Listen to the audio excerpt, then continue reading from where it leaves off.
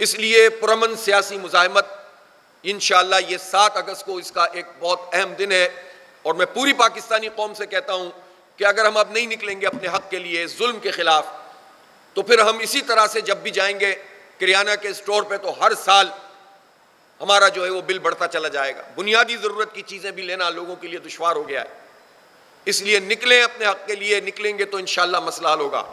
یہ روز کا جو دھندا شروع کر دیا ہے اس حکومت نے کہ پہلے مہینے میں، پھر 15 دن میں، پھر ہفتے میں، اور اب روز قیمتیں طے کرتے ہیں، اور دھوکہ دیکھیں کس طرح سے دیتے ہیں۔ 65 پیسے پیٹرولیم کی پرائس کم کر دی اور 2.25 روپے بڑھا دی، 1 روپیہ کم کر دی اور 5 روپے ڈیزل کی پرائس بڑھا دی۔ تو یہ جو دھوکے بازی ہے یہ سلسلہ ختم کرنا پڑے گا، اور یہ جو لیوی ہے یہ تو بالکل غیر قانونی ہے، اس کا تو کوئی جواز ہی نہیں بنتا کہ آپ اسپیسیفک ٹیکس عائد کریں اور اس کو اس مد میں خرچ بھی نہ کریں اور مزید پیسے وصول کر کے صرف اپنے ٹیکس کے اہداف پورے کریں۔ اس لیے 7 کو انشاءاللہ تعالیٰ پورے پاکستان میں لوگ نکلیں گے، اور میں حکومت سے یہ ضرور کہنا چاہتا ہوں کہ وہ اس پرامن سیاسی جد و جہد کو اور احتجاج کو اگر اس نے روکنے کی کوشش کی تو حالات کہیں ان کے قابو سے باہر نہ ہو جائیں۔ جب عوام کی شرکت ہوتی ہے تو ہر چیز کنٹرول میں نہیں ہو پاتی، اس لیے اس کو منظم رہنے دیں، اس کو کرنے دیں لوگوں کو احتجاج۔ یہ پاکستان کے لیے، پاکستان کے نوجوانوں کے لیے، اپنی نسلوں کے لیے کہ ہم مزید اس طرح زندگی نہیں گزار سکتے، ہمیں ریلیف دینا پڑے گا۔ وہ کہیں گے کہاں سے دیں، IMF کا دباؤ ہے۔ 11 ارب کا جہاز بیچیں مریم نواز، 9 کروڑ کی گاڑی بیچیں آپ چیئرمین سینٹ، کروڑوں روپے کی FBR کے عملہ جو ٹیکس جمع کرنے والا عملہ ہے ان کے افسران کے لیے گاڑیاں آتی ہیں۔ انہوں نے 800 کتنے ملین روپیز جو ایڈمنسٹریٹو اخراجات میں صرف وفاق کے خرچ کیے ہیں۔ آپ اندازہ لگائیے کتنا بڑا ان کا جو ہے وہ بجٹ ہوتا ہے کہ جو صرف ان کی بڑی گاڑیوں، ان کے فری پیٹرول، ان کے فری بجلی کے اوپر ہوتا ہے، اور اس میں ہماری آرم فورسز کے بھی جو بڑے افسران ہیں ان کو بھی قربانی دینی پڑے گی۔ صرف قوم قربانی نہیں دے، بیوروکریسی کو بھی قربانی دینی پڑے گی۔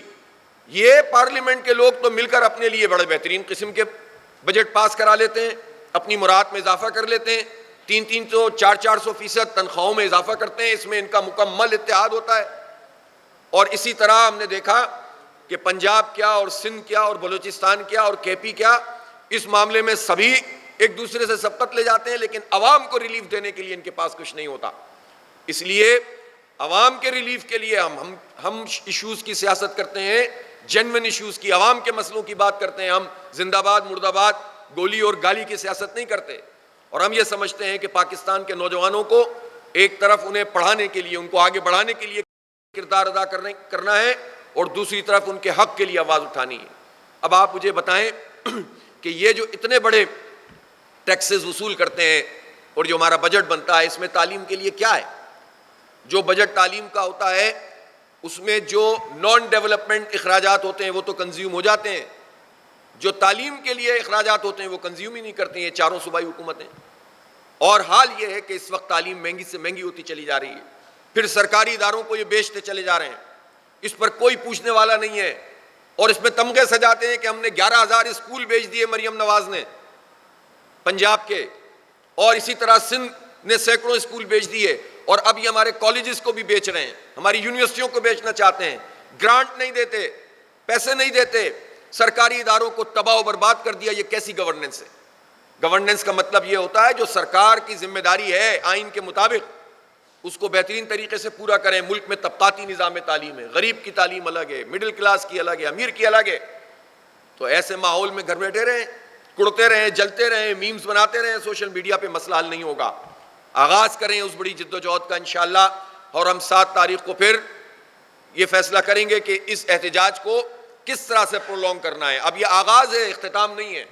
یہ جو مرحلہ ہم نے شروع کیا، ہزاروں کی تعداد میں گلی محلوں کی سطح پر ہم اویئرنیس پیدا اس وقت کر رہے ہیں، کارنر میٹنگز ہو رہی ہیں، لوگوں تک پہنچ رہے ہیں، بات کر رہے ہیں، اور لوگوں میں شعور پیدا کر رہے ہیں کہ یہ تمہارے ساتھ کیا زیادتی ہو رہی ہے۔ اور انشاءاللہ میں 7 تاریخ کو ہی اس لائے عمل کا اعلان کروں گا کہ اب اس احتجاج کی نوعیت کیا ہوگی۔ اس لیے میں حکومت سے یہ مطالبہ کر رہا ہوں کہ اس مسئلے کو ایڈریس کریں، لیوی کو ختم کریں، ٹیکسز کی بھرمار ختم کریں، اور یہ ٹیکسز صرف جو ہے وہ پیٹرولیم پہ نہیں ہے، آپ بجلی کا بل اٹھا کر دیکھیں، آج خبر ہے کہ 5 ارب روپے کی ایک اور چپت پاکستانی قوم پہ پڑ رہی ہے، فیول ایڈجسٹمنٹ چارجز اگست کے جو ہوں گے. آپ اندازہ لگائیں نا یہ کیا تماشا ہے. Fuel adjustment charges, quarterly adjustment charges, further charges, other charges, ہر طرح کے چارجز اسی میں ڈالتے چلے جاؤ. تمہارا عملہ کیا کام کر رہا ہے؟ تمہاری حکومت کیا کام کر رہی ہے؟ گورننس کہاں ہے؟ تو امن آپ نہ دیں لوگوں کو، تعلیم آپ نہ دیں، روزگار آپ نہ دیں، بجلی کے اور گیس کے اور پیٹرول کے بم پھینکتے رہیں عوام کو، تو کب تک اس طرح برداشت کیا جائے گا؟ اس لیے 7 اگست کو انشاءاللہ ایک بہت زبردست اور تاریخی احتجاج شروع ہوگا، اور میں پوری پاکستانی قوم سے اپیل کرتا ہوں کہ سڑکوں پر آئیں، شاہراہوں پر آ جائیں، اور بس ایک ہمارے جماعت اسلامی کے ورکر سے کہتا ہوں کہ ایمبولینس کو راستہ دیں. ظاہر سی بات ہے کہ کوئی بھی کیجولٹی ہو سکتی ہے، جو کسی کے ساتھ بھی ہو جاتی ہے، کوئی بیمار ہوتا ہے، کچھ ہوتا ہے، ایمبولینس کو راستہ دیں، باقی سڑکوں پہ بیٹھیں اور اپنا پرامن سیاسی مزاحمت اس کا آغاز کریں. انشاءاللہ تعالی اللہ نے چاہا تو یہ جد و جہد رنگ لائے گی اور ہمارے مسئلے حل ہوں گے. آزاد جموں و کشمیر، آزاد جموں و کشمیر میں اس وقت جو بلاول اور مریم نواز صاحبہ جب یہ ایک دوسرے کا پول کھولتے ہیں تو سچ بولتے ہیں. جب یہ ایک دوسرے کا پول کھولتے ہیں تو سچ بولتے ہیں، اس لیے کہ یہ بتا رہے ہیں کہ دونوں ہی فارم 47 کی پیداوار ہیں. پہلے ہم کہتے تھے، اب یہ خود بتا رہے ہیں، اور یہ دونوں مل کر فارم 47 کی پیداوار ہیں. نون لیگ تو سب کو معلوم ہے کہ 17 سیٹیں بھی لوگ خود ہی بتا دیتے ہیں کہ ہم جیتے، کوئی کہہ دیتا ہے کہ وہ جیتے ہوئے، لیکن وہ کون سی 17 سیٹیں جیتے ہیں یہ بھی نہیں پتا کسی کو. بدترین طریقے سے نون لیگ ہاری اور بدترین طریقے سے پیپلز پارٹی ہاری. پوری پی ڈی ایم، یہ جو پی ڈی ایم کے جتنے لوگ ہیں، انہوں نے جو کچھ کیا ہے پاکستان کے ساتھ، یہ کرائم کیا ہے، آئین کے ساتھ جرم کیا ہے، اور یہ پارٹنرز ان کرائم ہیں.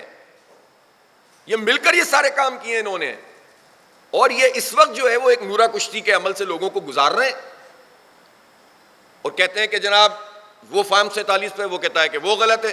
اور بھائی فارم 47 پر نون لیگ ہے، تو میں پوچھنا چاہتا ہوں کراچی کی 7 قومی اسمبلی کی سیٹیں پیپلز پارٹی کو کس فارم پہ ملی ہیں؟ کراچی کے لوگ نفرت کرتے ہیں پیپلز پارٹی سے، نفرت کرتے ہیں اس کی پرفارمنس سے. اس کو 7 قومی اسمبلی کی سیٹیں دیں گے؟ دھتکار دیا، پھٹکار دیا اس پی ڈی ایم کو جو وہاں موجود تھی سندھ میں، ایم کیو ایم اور پیپلز پارٹی کی صورت میں. لیکن اس کے باوجود ایک ایم کیو ایم نے ایک پولنگ اسٹیشن نہیں جیتا 5,000 5,500 میں سے، اور 15 قومی کی سیٹیں ان کو دی گئیں، اور پھر اس کے بعد 7 سیٹیں بچی تھیں وہ پیپلز پارٹی کو دی گئیں. میں بلاول سے کہتا ہوں کہ لاؤ اپنے فارم 45 اور قوم کے سامنے کراچی کے فارم 45 چھوڑ دو پورے ملک کو. اور انٹیریئر سندھ کا جو حال ہے میں پتہ ہے، وہاں تو آپ نے فارم 45 بھی لوگوں کو نہیں بنا کر دی ہے، اس لیے کہ آپ نے وڈیرا شاہی کے ذریعے سے کچل کے رکھا ہوا ہے وہاں کے لوگوں کو. دیکھنا ہو تو جا کر حیدرآباد پریس کلب پر ان سندھی نوجوانوں کا احتجاج دیکھو جو سی ایس ایس میں جو تم نے وڈیرا شاہی کی ہوئی ہے اور لوگوں کے ساتھ جو زیادتی کی ہوئی ہے. تو اس لیے، اور جا کے وہاں کی سڑکیں دیکھو اور وہاں کے حالات دیکھو.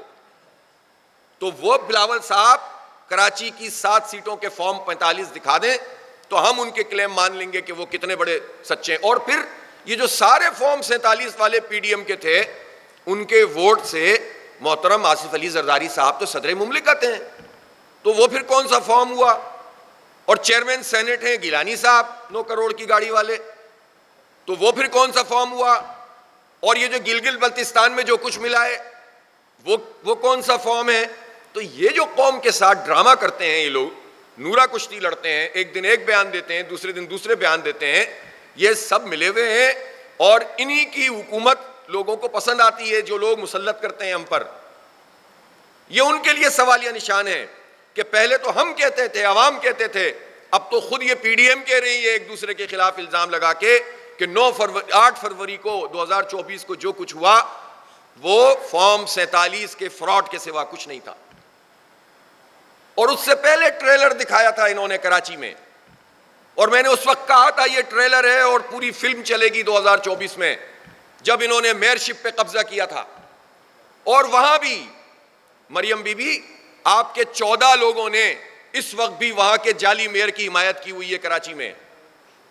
4 جے یو آئی کے، 14 نون کے، اور باقی انہوں نے گنتی جو اپنی پوری کی تھی پی پی نے، اور 32 بندے پی ٹی آئی کے غائب کر دیے تھے، یا دباؤ ڈالا تھا، یا خرید لیے تھے، جو بھی کیا تھا. تو آپ یہ بتائیں کہ یہ سب کیا ہے؟ جب عمران خان صاحب کی حکومت ہٹائی جا رہی تھی اور لوگوں کی خرید و فروخت مل کر یہ لوگ کر رہے تھے تو اس وقت یاد نہیں آیا بلاول صاحب کو کہ یہ سب کچھ کیا ہو رہا ہے؟ بریف کیس تو سندھ سے ہی آتے تھے، کبھی کسی کے کو ہاتھ میں پکڑاتے تھے، کبھی کسی کو پکڑاتے تھے زرداری صاحب. دھندے بازی تو یہ ساری چل رہی ہے. جب یہ بلوچستان کے لوگوں کو خرید رہے تھے، یعنی حد ہو گئی ہے اس مرتبہ تو کہ جن پارٹیوں کے لوگ کامیاب ہوئے ہیں انہوں نے بھی پیسے دیے ہیں اور جو ہارے تھے انہوں نے بھی پیسے دیے ہیں. اب ظاہر ہارنے والا کلیم تو نہیں کرے گا میرے پیسے واپس کرو، مجھے سیٹ کیوں نہیں دیے. تو بدترین طریقے سے انہوں نے جمہوریت کا مذاق اڑایا ہے اور یہ اب کھلتے چلے جا رہے ہیں. اس لیے اب کوئی لیجیٹمیسی نہیں ہے اس گورنمنٹ کی.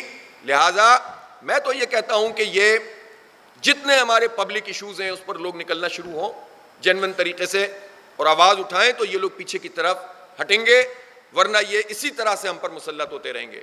آزاد کشمیر میں جو حالات ہیں، ہم نے ان حالات میں ایک ایسا راستہ سجیسٹ کیا تھا جس کے نتیجے میں خون بہنا بند ہو سکتا تھا، جس کے نتیجے میں امن قائم ہو سکتا تھا.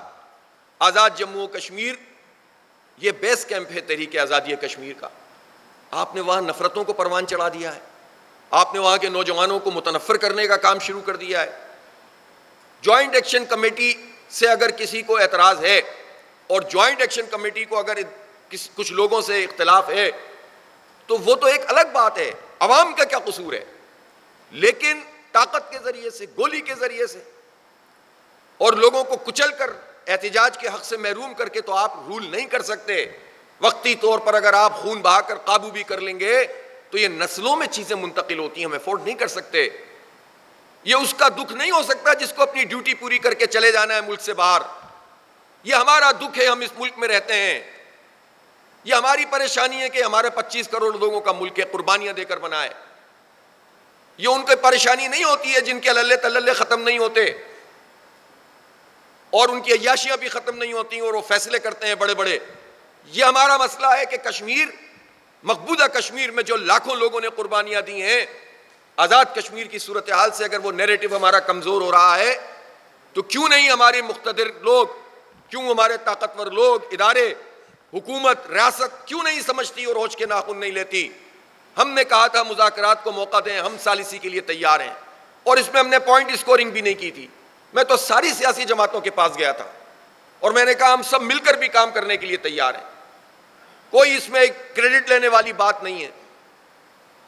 لیکن بدقسمتی سے حکومتی پارٹیوں نے رسپانس نہیں دیا اور اس کے نتیجے میں مزید حالات بگڑے ہیں اور لاشیں گری ہیں.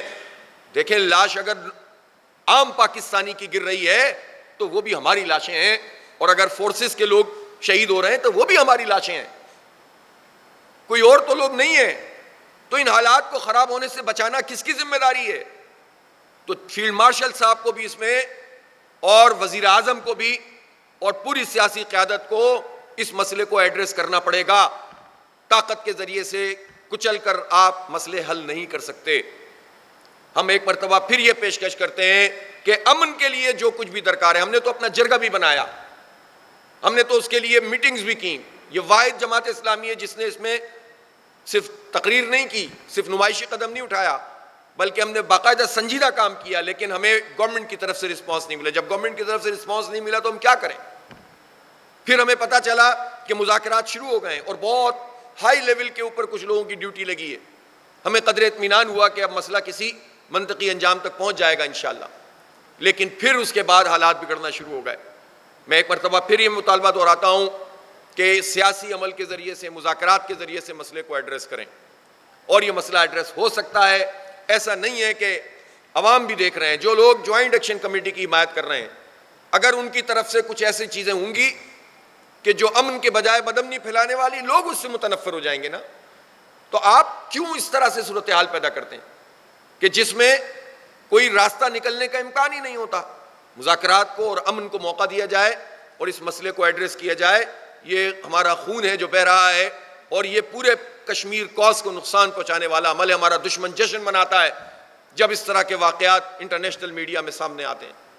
میں کشمیری عوام سے بھی اپیل کرتا ہوں کہ پرامن طریقے سے اس مسئلے کو ایڈریس کرنے کے لیے اپنا کردار ادا کریں، جو کردار ادا کر سکتا ہے. ساری پارٹی عملاً صورتحال یہ ہے کہ پیپلز پارٹی کی آزاد جموں و کشمیر میں حکومت ہے اور باقی پارٹیاں. اچھا ایک مسئلہ یہ ہے کہ جتنے لوگ بھی 13 کے 13 اس وقت وہاں منتخب ہوئے ہیں, ان 13 لوگوں کا اگر آپ ٹریک ریکارڈ دیکھیں گے تو میرا خیال ہے اس میں سے 10 11 12 لوگ ایسے ہوں گے جو 3 3 4 4 پارٹیاں بدل چکے ہیں. تو اس کا مطلب کیا ہے کہ اگر لوگ ووٹ ڈال بھی دیں تو بھی وہ کسی پارٹی کی مقبولیت نہیں ہوتی, وہ لوٹوں کی اپنی اپنی جگاڑیں ہوتی ہیں اور پارٹیاں کہتی ہیں کہ ہماری سیٹیں اتنی ہو گئی ہیں. بہرحال یہ فارم 47 کا پورا دھندا ہے, یہ ختم ہونا چاہیے, جمہوریت کو آگے بڑھنا چاہیے, آئین کو پریویل کرنا چاہیے اور ہر ایک کو اپنی ذمہ داری ادا کرنی چاہیے. بہت شکریہ.